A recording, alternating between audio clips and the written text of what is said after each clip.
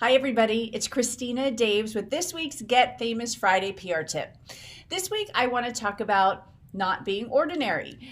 You want to be different. I'm always talking about thinking outside of the box, but you want to do things that are not the norm.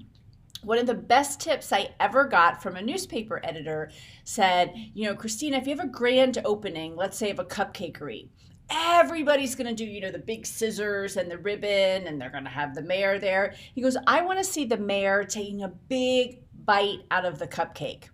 That's the kind of stuff they want to put in the paper, not the pictures that everybody does. So when you're pitching your story, think of something outside of the ordinary that will make you stand out.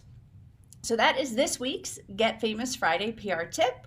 I hope you enjoyed that tip and all of the other tips we provide. And please join our challenge if you haven't done so yet.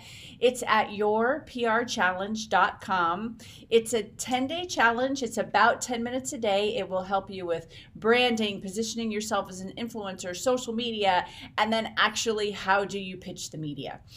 So I can't wait to see you in the challenge, and I can't wait to see you in the media.